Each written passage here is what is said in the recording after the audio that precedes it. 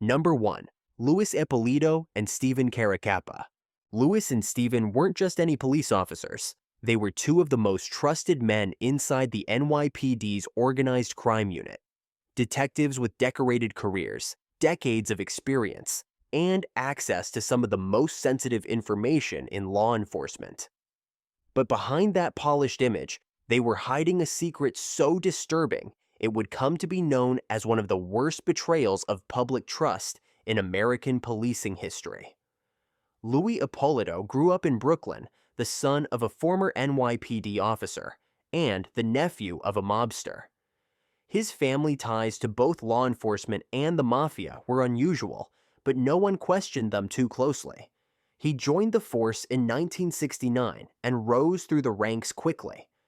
He even wrote a book about his experiences as a cop, presenting himself as a man who walked the line between the law and the streets.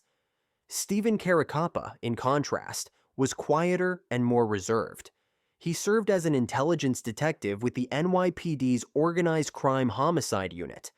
That position gave him direct access to confidential informant files, surveillance data, and ongoing investigations into New York's most powerful crime families.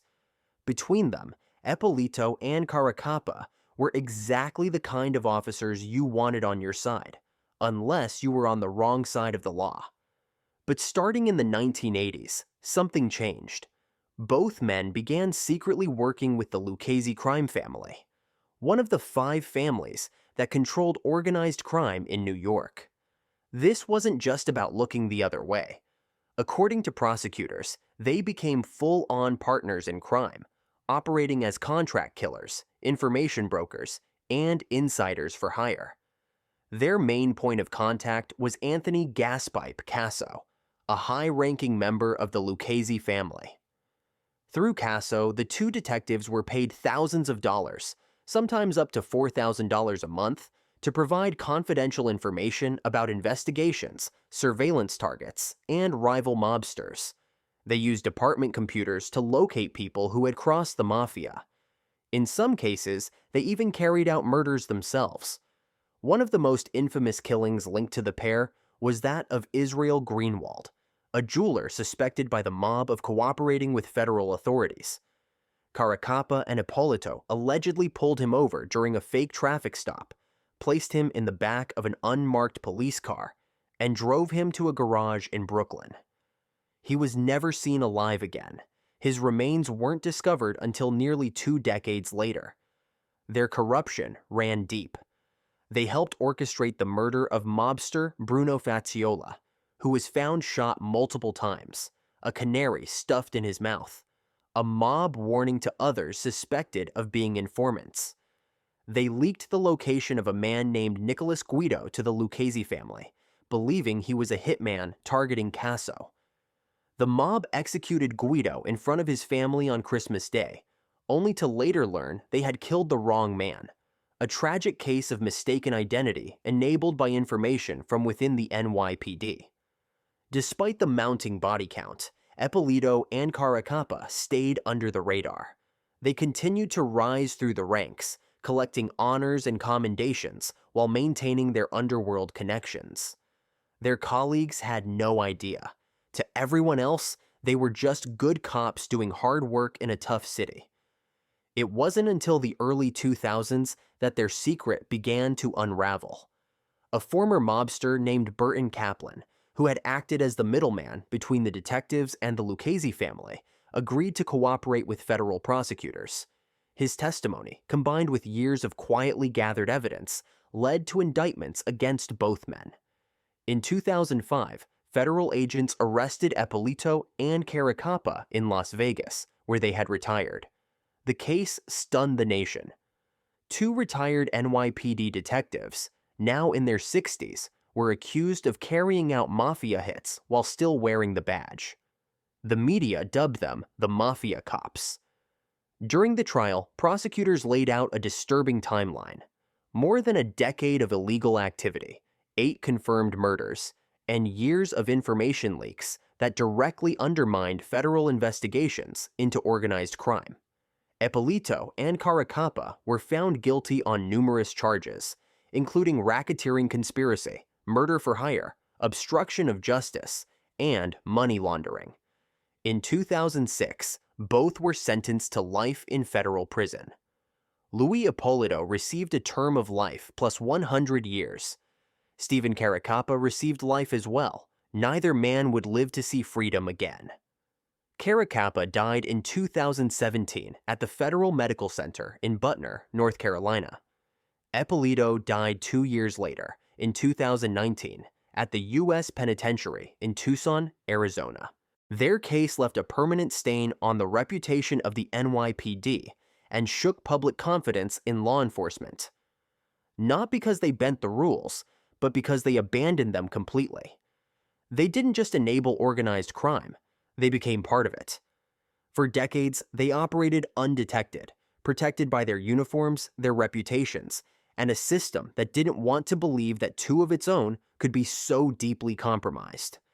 When the truth finally came out, it forced a hard look at just how far trust can be abused when the people committing the crimes are the same ones who swore to stop them. Number 2. Michael Slager. Michael Slager was a patrolman with the North Charleston Police Department in South Carolina, a relatively quiet city just north of Charleston, known more for its suburban sprawl than national headlines. Before 2015, Slager had no major disciplinary history. To his colleagues, he was just another uniform on patrol. But that would all change on the morning of April 4th, 2015, a date that would place his name at the center of one of the most widely publicized police shootings in modern U.S. history. That day, Slager pulled over a vehicle for a broken third brake light. The driver was 50-year-old Walter Scott, a forklift operator and Coast Guard veteran. According to police radio and dashcam audio, the traffic stop started off uneventfully. But within minutes, Scott fled the car on foot, running through a nearby lot. Slager gave chase, and what happened next would be caught on video, not by the police, but by a bystander with a smartphone. The footage showed a scene that contradicted almost everything in Slager's official report. In his written account, he claimed that Scott had fought with him, taken his taser, and posed a threat, justifying the use of deadly force. But the video told a different story. As Scott was running away, unarmed and at a distance, Slager raised his duty weapon and fired 8 shots. 5 struck Walter Scott in the back. He collapsed face down into the grass. What followed was even more disturbing. The video captured Slager walking back toward the body, retrieving his taser from the ground, and placing it near Scott's body, as if to support the false claim that there had been a struggle. There was no effort to render immediate medical aid. The clip, just over a minute long, quickly made its way to national news outlets, sparking outrage and calls for justice. Within days, the North Charleston Police Department took action. Slager was fired, and a state murder charge was filed against him, a rare move at the time. The case became a flashpoint in the ongoing national conversation about police accountability, particularly in fatal shootings of unarmed black men. Slager's defense claimed he had felt threatened and believed Scott might attack him again. But with the video playing on repeat in courtrooms and newsrooms alike, the public's perception had already formed. The footage showed no sign of threat, only an unarmed man trying to escape. The state trial began in late 2016 and ended in a mistrial after jurors couldn't reach a unanimous verdict. But federal prosecutors weren't done. In 2017, Slager pleaded guilty to federal charges of violating Walter Scott's civil rights under the color of law, specifically using unreasonable force that resulted in death. It was one of the first times in modern U.S. history that a police officer faced federal prison time for an on-duty shooting. During sentencing, the judge rejected Slager's earlier claims of self-defense. He concluded that the officer had acted with malice and had tried to cover up the shooting by lying to investigators and planting evidence. The sentence was 20 years in federal prison. Walter Scott's family was present in court, and though no sentence could undo what had happened, his mother told reporters afterward that justice, at least, had been served. "I forgive Michael Slager," she said, "but he must face the consequences of his actions." Slager is currently serving his sentence at a federal correctional institution. According to Bureau of Prisons records, his projected release date is in 2034. He will be in his early 50s by then, the same age Walter Scott was when he died. The case marked a turning point.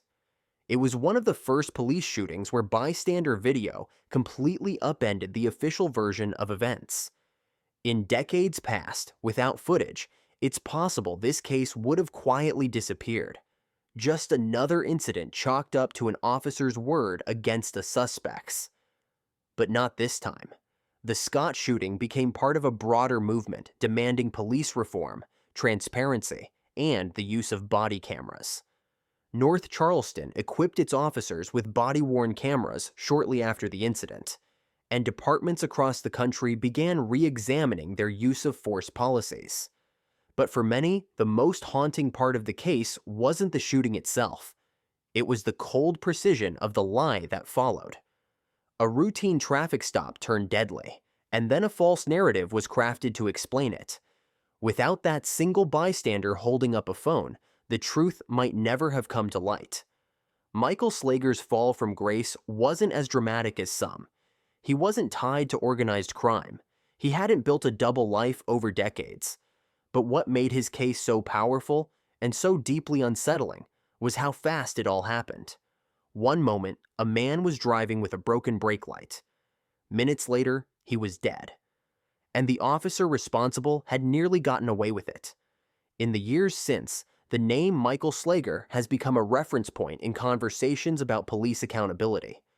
Not because his case was the first, and sadly, not because it was the last, but because it showed, in unfiltered footage, how fragile the line is between truth and narrative, and how essential it is that someone is there to record it.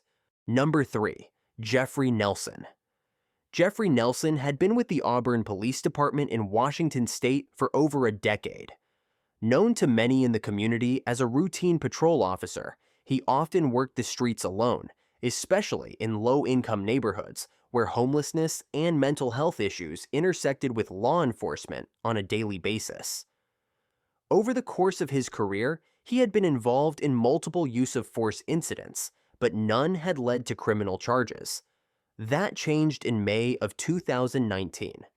That month, Nelson encountered Jesse Sari, a 26-year-old homeless man who struggled with mental illness but had no record of violent behavior. Sari was known in the community as someone who was often in need of help, not a threat. On that particular day, Nelson approached Sari near a convenience store. According to the officer's account, he was attempting to arrest him for disorderly conduct. What happened next would become the focus of a years-long legal battle. Body camera footage and nearby surveillance video captured the interaction. Within seconds, Nelson engaged Sari physically. The struggle appeared brief, chaotic, but not prolonged. Sari was unarmed. As he pulled away, Nelson drew his firearm and shot him once in the torso.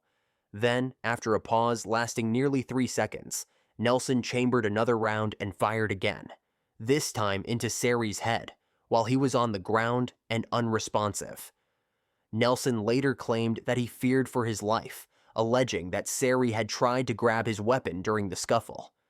But the footage, both from his own body camera and external video sources, cast doubt on that claim. The pause between the two shots became a focal point in the case, with prosecutors arguing that the second shot was not a defensive action, but an unjustified use of lethal force. Jesse Sari died at the scene. His death sparked immediate protests in the Auburn community and reignited discussions across Washington state about police use of force, particularly involving individuals with mental illness. But what made this case especially significant was the legal backdrop against which it was prosecuted. In 2019, Washington state had passed Initiative 940, a sweeping reform to the state's police accountability laws.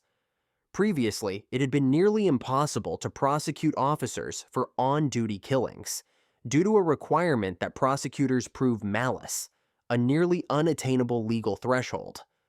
Under the new law, the focus shifted to whether the use of deadly force was reasonable and necessary.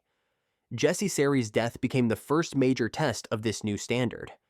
More than a year after the shooting, prosecutors charged Jeffrey Nelson with second-degree murder and first-degree assault.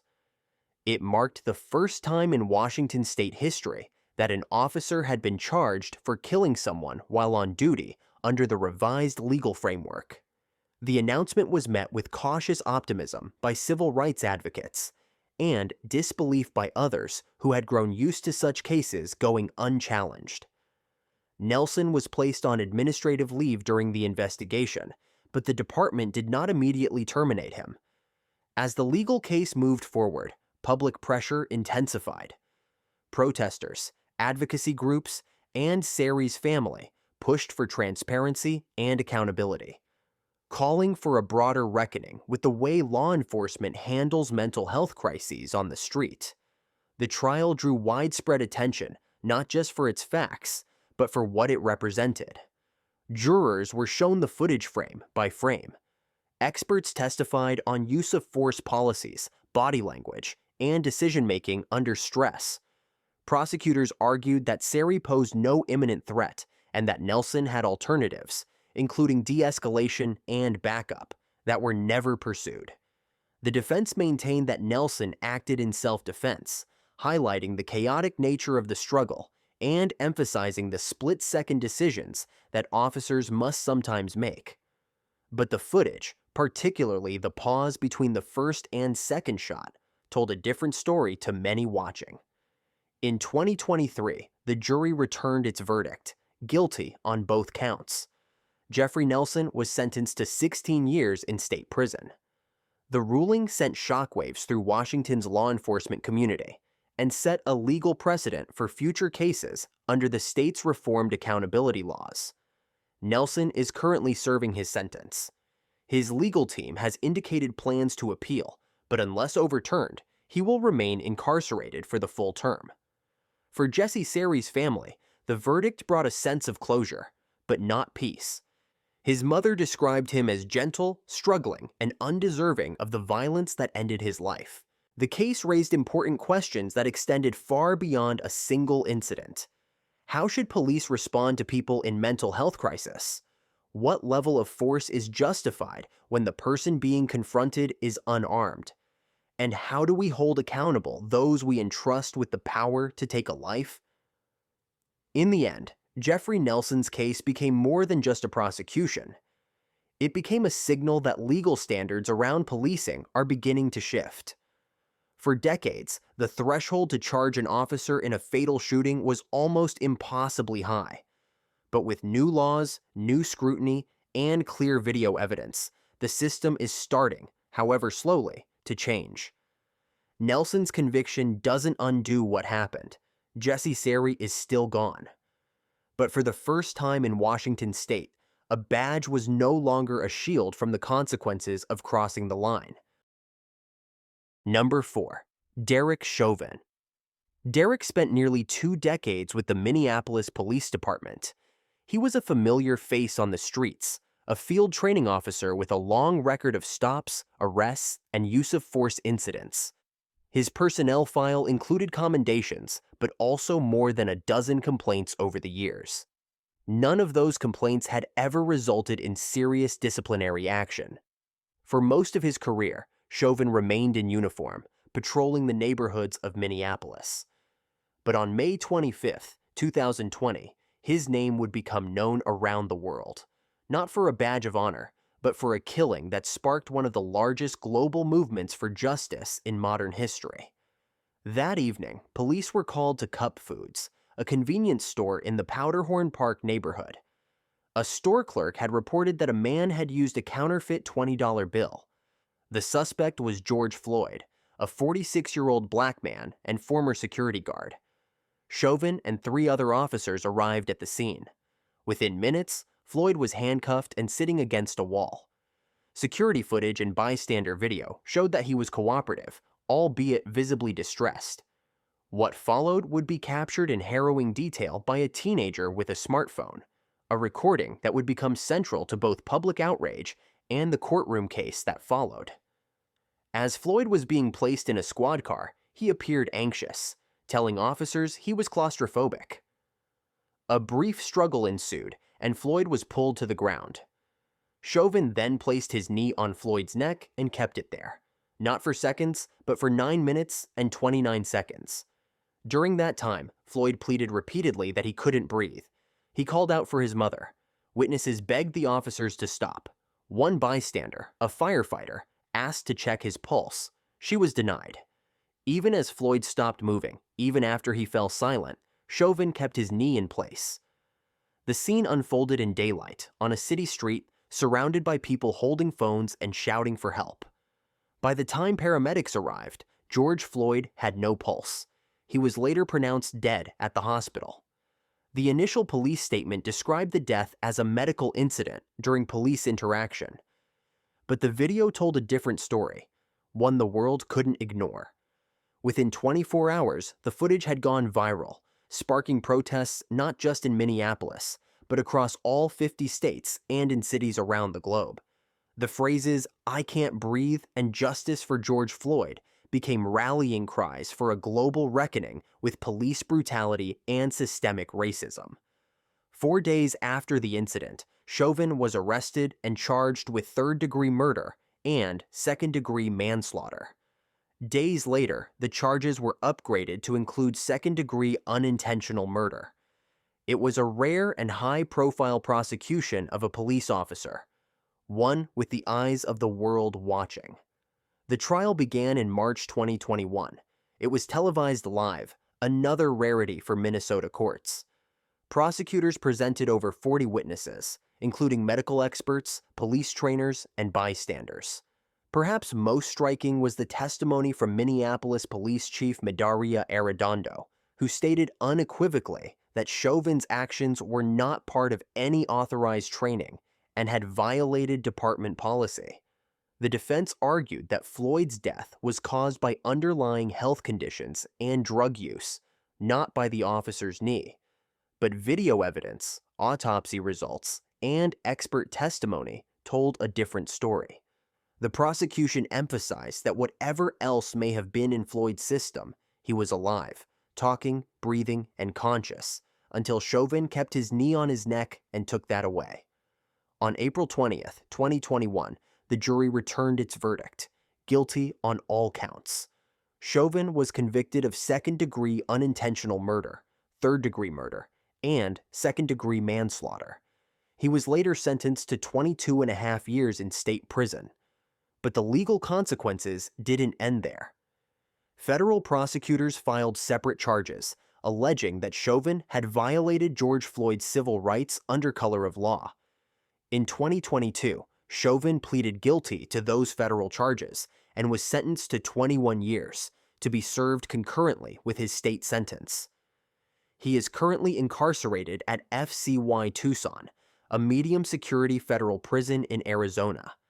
His projected release date is March 4th, 2038. In November 2023, Chauvin was reportedly stabbed by another inmate. A reminder that even in prison, his name carries enormous weight. Chauvin's case did more than put a single officer behind bars. It reshaped conversations about policing, justice, and accountability around the world.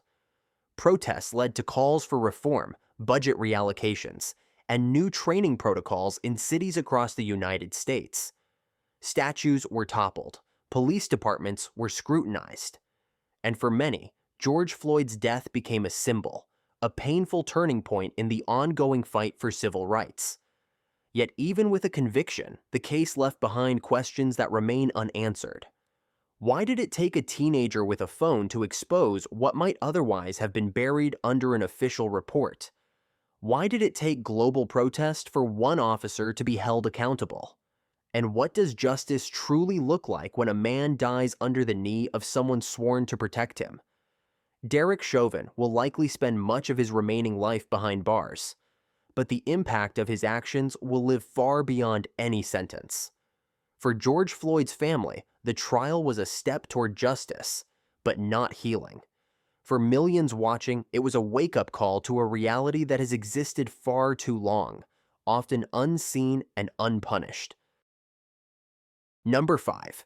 Joseph Miedzianowski. Joseph wasn't just another officer with the Chicago Police Department. By the 1990s, he had built a reputation as one of the city's top narcotics detectives, a man who knew the streets, the gangs, and how to get results. He was respected by some, feared by others, and well connected within both law enforcement and the underworld. But behind the badge, Miedzianowski wasn't just bending the rules. He was running a criminal empire. He had joined the force in 1972 and spent nearly 3 decades climbing the ranks. As a narcotics investigator, he was embedded in gang cases across the city. He worked undercover, often operating in some of the most dangerous neighborhoods in Chicago. His job was to take down drug dealers, disrupt cartels, and stem the flow of narcotics into the streets. But all the while, he was doing the opposite. According to federal prosecutors, Miedzianowski used his position to build and protect his own drug network. He provided insider information to dealers, tipped them off to raids, and even supplied them with weapons. He acted as both a cop and a kingpin, a man who could investigate his rivals one day and eliminate them the next.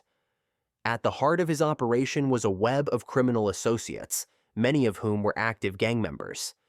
Miedzianowski worked with them to distribute cocaine and heroin, extort rival dealers, and launder money, all while using his badge to shield himself from suspicion. Witnesses described him as calculating and manipulative, someone who could switch from playing the role of a detective to that of a drug boss with ease. He wasn't just protecting criminals, he was one.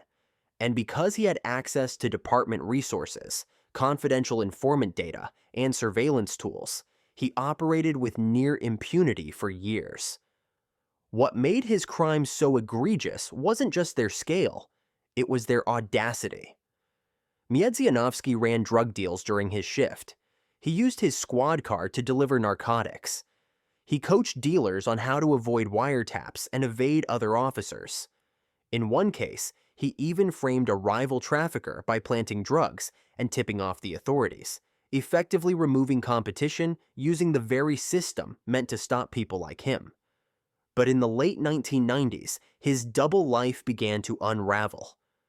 A federal investigation into drug trafficking in Chicago started uncovering inconsistencies, tip-offs that didn't make sense, cases that mysteriously fell apart. Eventually, witnesses began talking. Some of Miedzianowski's former associates, facing their own charges, agreed to cooperate. Federal agents launched a deep investigation. Wiretaps, surveillance, and cooperating witnesses slowly built a picture of a detective who had corrupted nearly every part of the job. The more they dug, the clearer it became. Miedzianowski wasn't on the fringes of law enforcement. He was exploiting the system from the inside. In 1998, he was arrested and indicted on multiple federal charges, including racketeering, conspiracy to distribute narcotics, extortion, and obstruction of justice. The indictment named not just Miedzianowski, but more than a dozen co-conspirators, including gang members and even his own girlfriend. The trial that followed was one of the most explosive in Chicago's history. Prosecutors laid out a decade-long conspiracy in which a decorated detective had acted as the center of a criminal syndicate. They presented evidence of drug deals, bank records, secret recordings, and testimonies from former associates who described how Miedzianowski had blended law enforcement with organized crime.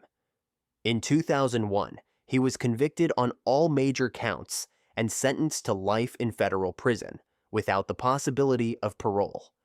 He became known nationally as the most corrupt cop in America, a label that stuck not just because of the crimes he committed, but because of how completely he had betrayed the public trust.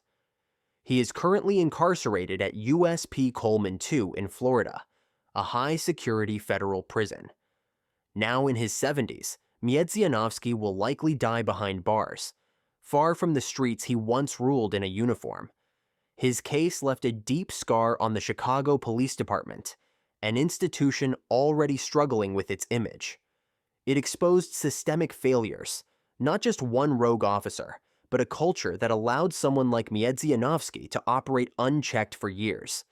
He wasn't hiding in the shadows. He was working cases, filing reports, and wearing a badge while running a criminal enterprise that stretched across neighborhoods and into other states. After his conviction, internal policies were reviewed. Oversight increased, but for many in the city, the damage had already been done. Miedzianowski had shown what happens when power goes unchecked, when the very people meant to protect the public become indistinguishable from the criminals they pursue. The story of Joseph Miedzianowski isn't one of a sudden fall. It was a slow, calculated descent into corruption that lasted years. And that's what made it so dangerous. It wasn't a crime of passion or a moment of bad judgment. It was a career built on lies, manipulation, and criminal enterprise, all hidden behind the authority of the law. Number 6. William A. King and Antonio L. Murray. William and Antonio were once part of an elite unit within the Baltimore Police Department, officers assigned to the city's gun trace task force, a team created to get illegal firearms off the streets. On paper, it was one of the most aggressive and celebrated squads in the city. In reality, it was something else entirely, a unit where badges became tools for crime and where two officers turned routine patrols into personal heists. King and Murray were partners in the mid-2000s, long before the full scale of the gun trace task force scandal would erupt into national headlines. Both were street smart, experienced, and had reputations for getting results. But those results, it turned out, came at a cost, one that would eventually be paid in federal prison time. Between 2004 and 2005, the two officers used their positions not to enforce the law, but to break it. They began staging illegal traffic stops and home raids without warrants. These weren't arrests based on probable cause. They were setups designed to rob people who had no power to fight back. In some cases, they would steal money straight from suspects' pockets. In others, they would confiscate drugs or weapons, only to resell them later on the street through trusted intermediaries. King and Murray would target people they believed wouldn't report the thefts. Some of their victims were involved in crime. Others were simply in the wrong place at the wrong time. Either way, the officers counted on fear and silence to protect them. And for a while, it worked. They kept their tactics bold.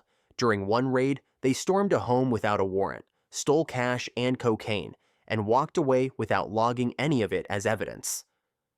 When suspicions were raised, they falsified paperwork. If complaints were made, they covered for each other. The badge gave them power, and they used it to operate more like criminals than cops. But eventually, the pattern became too obvious. Internal affairs began to hear whispers. Victims, even those with criminal records, started speaking up. And by 2005, federal investigators were taking a closer look at King and Murray's activity. What they uncovered was a disturbing abuse of power: robbery, extortion, gun trafficking, and obstruction, all carried out under the color of law. In 2006, both men were arrested and charged with multiple federal crimes. The indictment read like something out of a crime novel, but these weren't gang members or drug lords. They were uniformed officers, accused of robbing civilians and using police resources to cover it up. For Baltimore, a city already plagued by mistrust between law enforcement and the community, the case sent shockwaves. King was ultimately convicted on numerous charges and sentenced to 315 months in federal prison, just over 26 years. His projected release date is in 2038. Murray received a lesser sentence: 139 months, or roughly 11 years and 7 months. He was released from prison in 2015 after serving his term. Their case, as explosive as it was, didn't end with them. Instead, it helped spark a deeper investigation into the entire gun trace task force.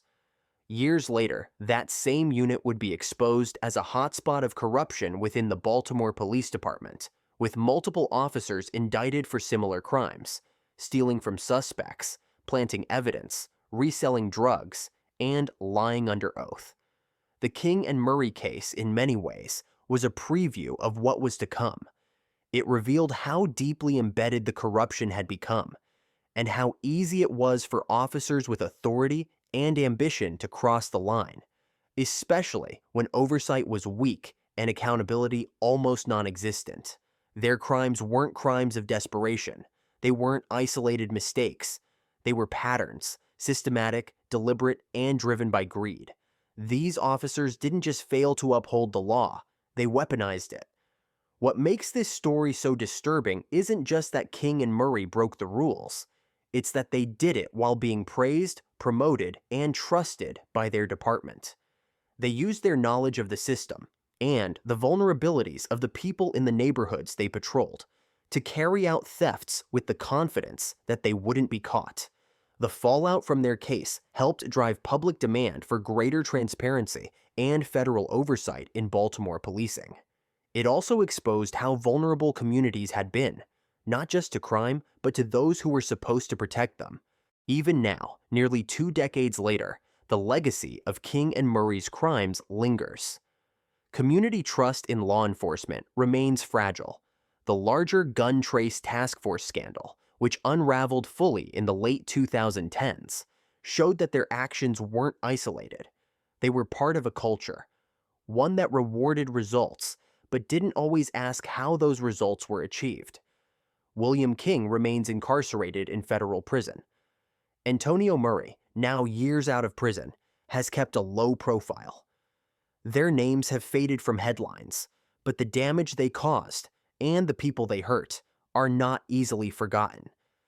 In the end, their story is one of unchecked power, quiet greed, and the slow, corrosive impact of corruption that hides behind a badge. And for Baltimore, it became one of the early warnings that not all crimes on the street are committed by people without uniforms. Number 7. David Mack. David was the kind of officer that departments highlight in recruiting videos. A former track star at the University of Oregon, he had Olympic potential and a reputation for discipline, speed, and intensity. He joined the Los Angeles Police Department in the early 1990s and quickly earned a spot in one of its most elite units, the Rampart Division's Crash Unit, tasked with tackling gang violence in some of LA's most dangerous neighborhoods. But by the end of the decade, Mack wasn't chasing criminals. He was one. On November 6, 1997, while still an active-duty LAPD officer, David Mack orchestrated a brazen bank robbery in south-central Los Angeles. The heist was straight out of a movie, a 3-man operation targeting a Bank of America branch. One of the men, unbeknownst to customers and staff, was the bank's own assistant manager, Erilyn Romero, who also happened to be Mack's girlfriend. She opened the vault without triggering any alarms. In just under 15 minutes, the group made off with $722,000 in cash, one of the largest bank robberies in Los Angeles history. There were no masks, no hostages, no weapons fired. It was clean, fast, and silent. And for a time, it worked. The vault footage showed no forced entry. Police were baffled. But Mack hadn't counted on Romero's guilt. Weeks after the robbery, she broke down and confessed her role in the crime. Under questioning, she pointed to Mack as the mastermind. She described how he recruited the other men, planned the operation, and used his knowledge of police response times to ensure a clean getaway.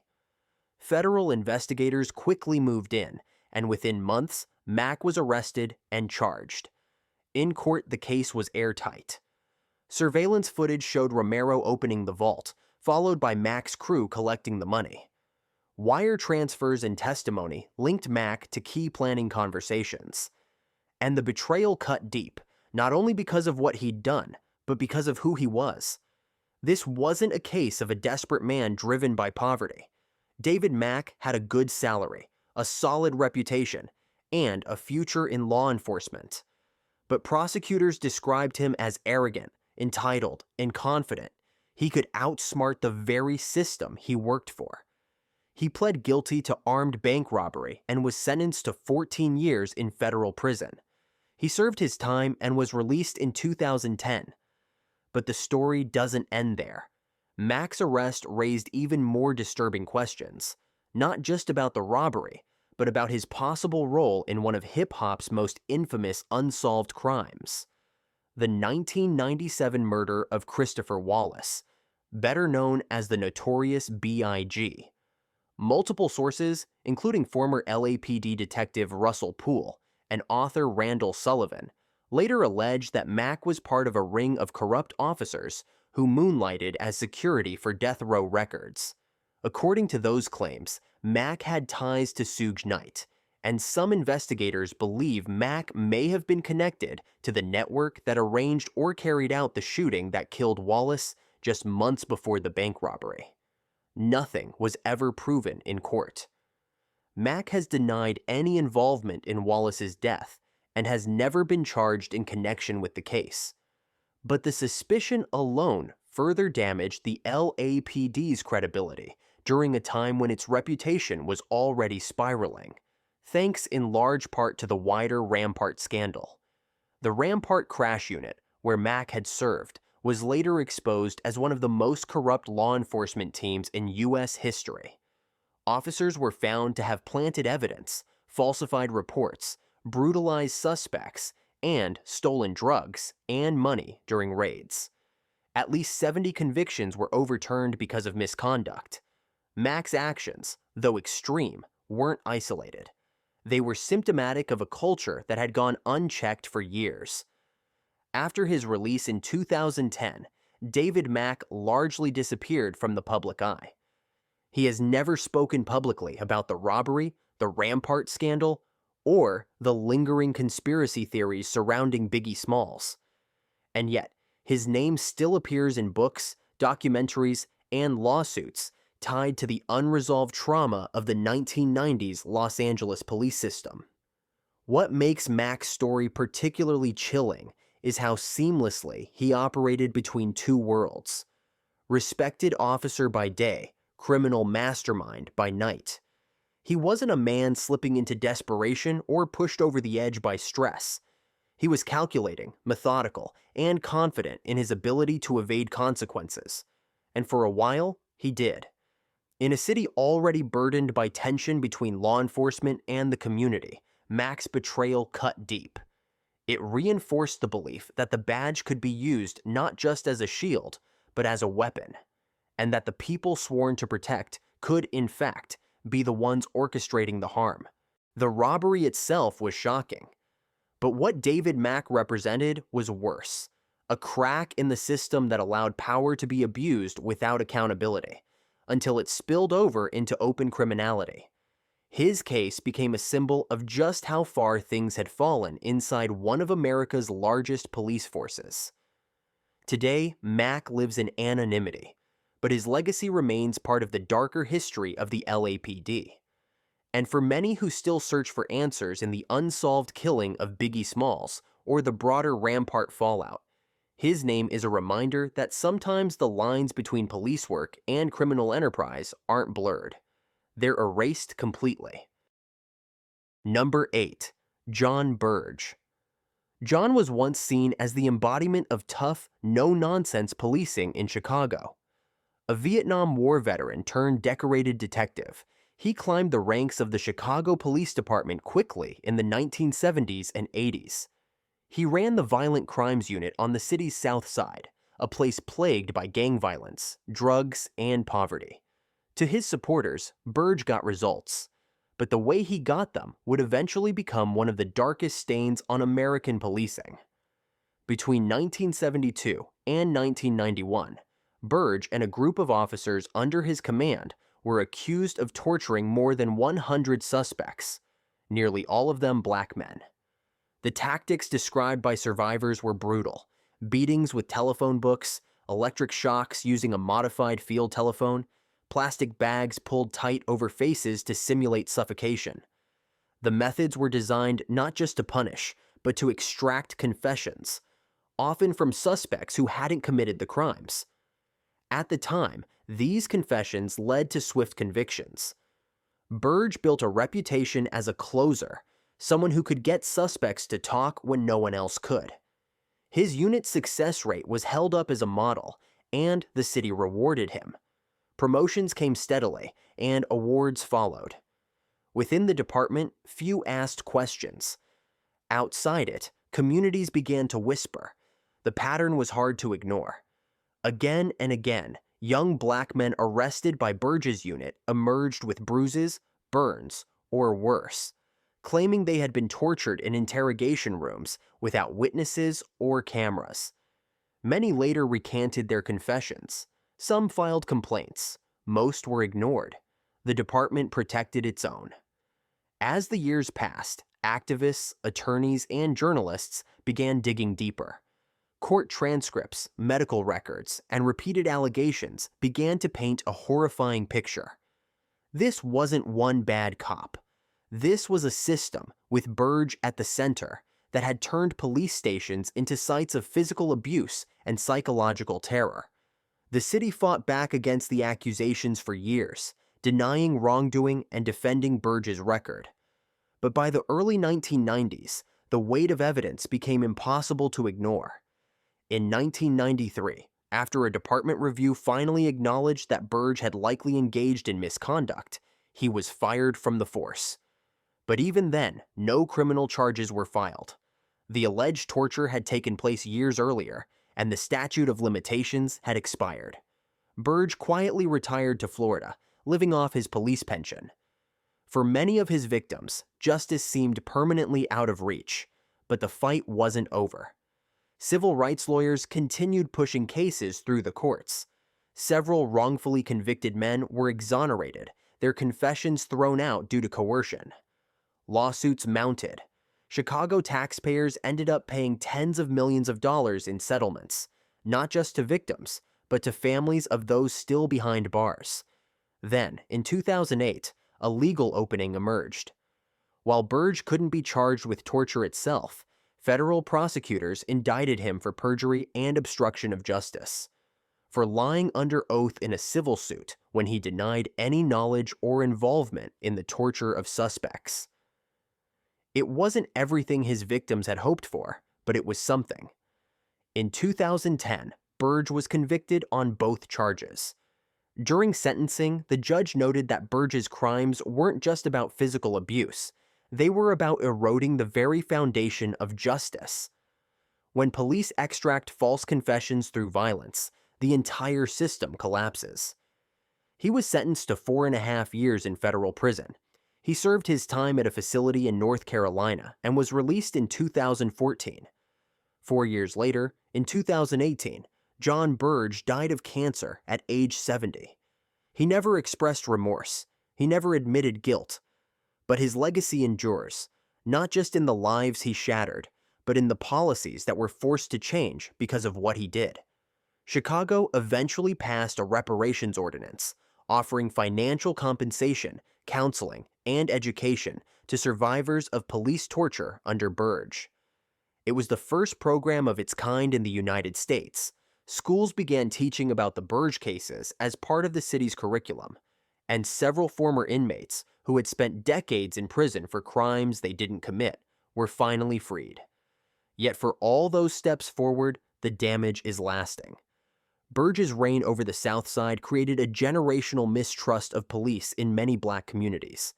His name became shorthand for brutality and corruption, a symbol of how unchecked authority, when allowed to operate in secret, can leave scars that last far beyond any sentence. The most chilling part of the Jon Burge story isn't just the torture, it's how long it went on. Nearly 20 years, dozens of victims. And for most of that time, no one in power seemed willing to stop it. Burge didn't act alone, but he led a team, set the tone, and created a culture where violence was normalized, even rewarded. The effects of that culture are still being reckoned with today. Jon Burge may be gone, but the people he put behind bars, some innocent, some coerced, are still fighting to clear their names. And Chicago, a city once defined by its silence, continues to face the long, painful task of rebuilding trust with the people it failed to protect. Number 9. Gerard Goines. Gerald was a name that carried weight in Houston's law enforcement circles. A veteran of the Houston Police Department's Narcotics Division, he had spent more than 30 years on the force, much of that time conducting drug busts and undercover operations in some of the city's most crime-ridden neighborhoods. His reputation, at least internally, was that of a results-driven officer, someone who got drugs off the streets, no matter the risk. But behind that legacy was a disturbing truth. Goines had been cutting corners for years. And in 2019, that pattern of misconduct would explode into one of the most tragic and consequential police scandals in Texas history. On January 28, 2019, a Houston police narcotics team executed a no-knock raid at a modest home on Harding Street. The target? Dennis Tuttle and his wife, Regina Nicholas, a middle-aged couple who had lived in the home for years. According to the affidavit filed by Goines, a confidential informant had purchased heroin at the residence just days before. That affidavit was the sole justification for the raid. Police broke down the front door and entered with guns drawn. Within moments, gunfire erupted. Both Tuttle and Nicholas were killed. Several officers were wounded. The scene was chaotic, a deadly shootout in what was supposed to be a high-level drug bust. But once the dust settled, the real story began to surface. And it was far more disturbing than any narcotics case. No heroin was found in the home, no evidence of drug trafficking. And when investigators tried to locate the confidential informant Goines had cited in his affidavit, they hit a wall. The informant didn't exist. Goines had fabricated the entire story, submitting a false warrant that sent a heavily armed police unit into a house based on a lie. The fallout was immediate and enormous. The raid that killed 2 innocent people had been built on paperwork, and that paperwork had been falsified by a police officer with decades of service. Community outrage exploded across Houston. Protests formed. Civil rights groups demanded answers, and within days, Goines was relieved of duty and placed under investigation. What investigators found wasn't just one lie, it was a pattern. Goines had reportedly used questionable tactics for years, repeatedly naming confidential informants in warrant applications, who later could not be verified. In some cases, the supposed informants denied ever working with him. In others, no corroborating evidence existed at all. The scope of the damage quickly expanded. The Harris County District Attorney's Office began reviewing hundreds of previous cases tied to Goines. Many were dismissed outright. Dozens of individuals, many of them poor, many with limited resources to fight their charges, had likely been convicted based on faulty or fabricated evidence. In August 2019, Goines was charged with 2 counts of felony murder for the deaths of Dennis Tuttle and Regina Nicholas. His longtime partner, Stephen Bryant, was also charged with tampering with government records related to the raid. Both officers faced state and federal scrutiny. While awaiting trial, Goines maintained that he believed there was drug activity in the house, but he eventually pleaded guilty to federal civil rights charges in connection with the illegal raid. The case was no longer just about one officer's actions. It had become a symbol of systemic failure, a warning about what can happen when trust in a single officer goes unchecked for too long. In 2024, Gerard Goines was sentenced to 25 years in federal prison. It marked a rare instance of a law enforcement officer being held fully accountable for the misuse of their power, and for the deadly consequences that followed. He is currently serving his sentence in federal custody. There is no parole in the federal system, which means Goines, now in his late 50s, will likely remain behind bars well into old age. The Harding Street raid led to widespread changes in Houston's policing policies. The use of no-knock warrants was sharply restricted. A full audit of the narcotics division revealed years of lax oversight and questionable practices. The department's internal culture, one that rewarded high arrest numbers over investigative rigor, came under harsh public scrutiny. But for the families of Dennis Tuttle and Rogena Nicholas, none of that reversed the outcome. 2 lives were lost in their own home. No drugs were ever found. And it happened because a veteran officer lied, with a pen on a piece of paper, and with the full authority of his badge. The tragedy also reignited a broader national conversation about no-knock raids, a practice that has led to other high-profile deaths in cities across the United States. Critics argue that such tactics are inherently dangerous, especially when they rely on shaky intelligence. The Harding Street case became a prime example of how quickly things can go wrong when oversight fails. Goines wasn't a rogue rookie. He wasn't a man under pressure. He was a decorated veteran, someone the department trusted enough to approve high-risk warrants again and again. That trust, it turns out, was misplaced. And in the end, 2 people who had nothing to do with drugs, violence, or police misconduct paid for that lie with their lives. Number 10. Jason Van Dyke. On a chilly October night in 2014, 17-year-old Laquan McDonald was walking down a southwest side street in Chicago. He had a small folding knife in his hand, and his behavior was erratic, a reflection of the difficult life he'd lived. He'd been in and out of juvenile detention, had suffered abuse, and was under the influence of PCP at the time. A 911 call reported him breaking into vehicles. Several officers were already on the scene, following him at a cautious distance, attempting to contain the situation without escalating it. Then, Officer Jason Van Dyke arrived. Within seconds, the encounter went from tense to fatal. Van Dyke stepped out of his patrol car, drew his weapon, and opened fire. Laquan McDonald was walking away from the officers at an angle, not lunging, not charging. The first bullet spun him to the ground. What followed shocked even veteran investigators. Van Dyke fired 16 shots, continuing even after McDonald had collapsed, motionless, on the street. In the official police report, the narrative read differently. Officers claimed McDonald had posed a threat, had refused commands, and was advancing with the knife. The incident, they said, was justified. Case closed. But there was one problem. Dashcam footage existed. And for more than a year, that footage was withheld from the public. Journalists, activists, and attorneys pushed for its release. The city resisted. It wasn't until a court ordered the footage unsealed in late 2015 that the truth became undeniable. The video showed McDonald walking away, not toward the officers. It showed Van Dyke firing nearly immediately and continuing to fire even as McDonald lay on the pavement, writhing and then lying still. Public reaction was swift and furious. Protests erupted across Chicago and beyond. Demonstrators filled the streets, chanting McDonald's name, demanding accountability, not just for the shooting, but for the year-long delay in releasing the footage. The city's top prosecutor, Anita Alvarez, came under intense scrutiny for taking 13 months to charge Van Dyke. Mayor Rahm Emanuel faced calls to resign. Just hours after the video was released, Van Dyke was arrested and charged with first-degree murder.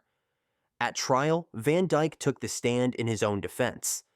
He claimed he feared for his life, that McDonald had looked at him with a blank, threatening stare, and that the knife presented a danger to him and the other officers. But several fellow officers testified that they did not feel endangered. Forensic experts confirmed that McDonald was hit by 16 bullets, with some of the final shots striking him while he was already incapacitated. The jury didn't buy the self-defense argument. In 2018, Jason Van Dyke was convicted of second-degree murder and 16 counts of aggravated battery with a firearm, 1 for each shot fired. He was sentenced to 6 years and 9 months in prison, a sentence that sparked fresh controversy. Despite the number of shots and the national attention the case had drawn, Van Dyke would be eligible for parole in just over 3 years. In 2022, he was released early for good behavior after serving just over half his sentence. To this day, Van Dyke remains the only Chicago police officer in recent history to be convicted for an on-duty killing. But the case wasn't just about him. It exposed systemic failures within the Chicago Police Department, a culture of silence, falsified reports, and a long-standing practice of protecting officers at all costs. The fallout was wide-reaching. The U.S. Department of Justice launched an investigation into the CPD's use of force practices. In 2017, its report found a pattern of unconstitutional policing, a lack of discipline for misconduct, and a broken accountability system. As a result, Chicago entered into a federal consent decree to reform its policing practices. Laquan McDonald's death also galvanized a generation of activists. Groups like Black Lives Matter, BYP 100, and community organizers in Chicago used the case to highlight police violence, demand transparency, and push for broader systemic change.